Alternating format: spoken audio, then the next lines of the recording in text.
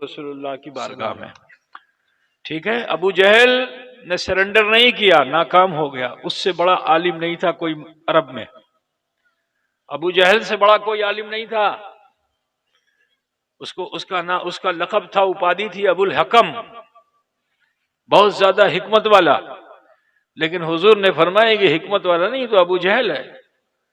कथा तो बुझते छे ना, बहुत शिक्षित विद्वान मानुष था, लेकिन वो नबी को नहीं समझ सका, उसने सरेंडर नहीं किया, जलील ख्वार हो गया।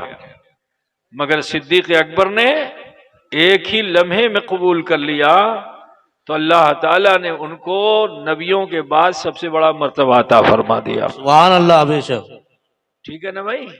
तो जरूरी यह है कि भलोबासा होनी चाहिए। ठीक, कमेंट्स को जहन में रख के मत दीन जानिए। अगर आप कमेंट्स को जहन में रख के दीन जानना चाहेंगे तो आप कामयाब नहीं होंगे, आप गुमराह हो जाएंगे, आप पथभ्रष्ट हो जाएंगे। ठीक है ना। लेकिन अगर अताते रसूल दिल में है और अमल की दुनिया में भी हुजूर की अतात है, तो आप जरूर कामयाब हो जाएंगे। ईमान लाने के लिए जरूरी है कि अभी मौलाना ने बताया ना, क्या बताया, ला इलाहा इल्लल्लाह मुहम्मद रसूलुल्लाह। तो ईमान की शर्त क्या है? पहले अल्लाह की वहदानियत को मानना, यह ईमान है। ठीक है ना। फिर रसूल की रसालत को मानना, यह ईमान है। लेकिन इसी पे अगर कोई कायम रह जाए तो नाकाम है, क्योंकि उसी कुरान पाक में अल्लाह ताला ने इरशाद फरमाया, मैं यतीउर रसूल फक़द अता अल्लाह। तुम अल्लाह की अतात नहीं कर सकते हो जब तक मुस्तफ़ा की अतात ना करो। जी जी, सुभान अल्लाह। तो बुझते छे ना, कलमा पढ़ोगे तो कहेगो ला इलाहा इल्लल्लाह मुहम्मद रसूलुल्लाह, नहीं है कोई माबूद अल्लाह के सिवा मगर मोहम्मद, और मोहम्मद सल्लल्लाहु अलैहि वसल्लम अल्लाह के रसूल हैं। लेकिन अब जब फॉलो करना होगा तो तुम अल्लाह को तो नहीं फॉलो कर पाओगे, क्योंकि वो निराकार है, उसका कोई आकार नहीं, उसको कोई शेप नहीं है। तो फिर अल्लाह ताला ने मिजाज क्या दिया, जब ईमान लाए हो तो अब इस्लाम को समझने के लिए बानिए इस्लाम की इत्तिबा करनी होगी, बानिए इस्लाम की पैरवी करनी होगी। जब बानिए इस्लाम की पैरवी कर लोगे तो तुम्हारी नमाज नमाज हो जाएगी, तुम्हारी नियाज नियाज हो जाएगी। सुभान अल्लाह, सुभान अल्लाह।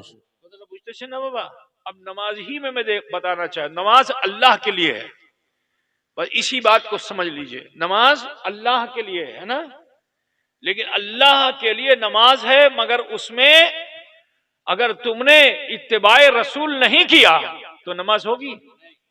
बोलिए, नमाज किसके लिए? अल्लाह के लिए।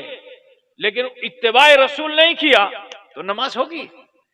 आओ इसको हदीस से भी समझते हैं। जिस वक्त यह आयत करीमा नाजिल हुई उसका शान नुज़ूल समझ लो, ईमान ताजा हो जाएगा। आयत करीमा नाजिल हुई कब? कि जब सिर्फ 9 लोग मुसलमान थे। कितने? ओनली 9% या 8%, 8 या 9 लोग थे मुसलमान। आयत करीमा नाजिल हो गई, अकीमुस्सलात। बुखारी शरीफ में किताबुस्सलात पढ़िए, बहुत तफसील से यह हदीस है। ठीक है ना भाई। तो अब जब ये 9 लोग इस्लाम लाए, मुसलमान हुए, हुजूर की अतात और इत्तिबा करने वाले हुए, आयत करीमा लेकर जिब्रील अमीन हाजिर हुए, अकीमुस्सलात।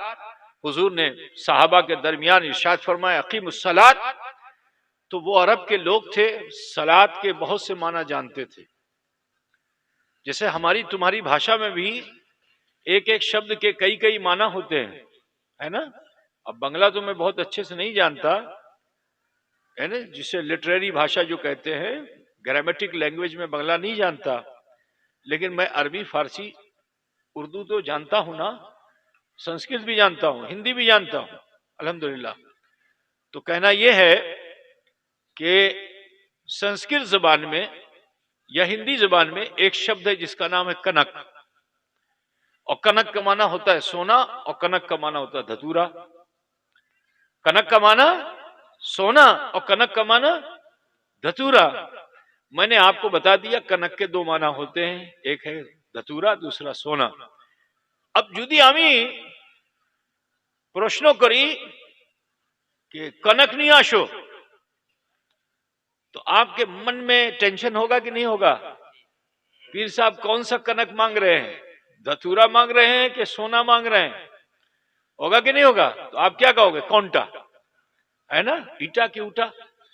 तो एक शब्द के अगर दो माना निकलते हो तो आपके जहन में उलझन। अब जरा सोचो कि अरबी जबान दुनिया की सबसे फसीह और बलीग जबान है,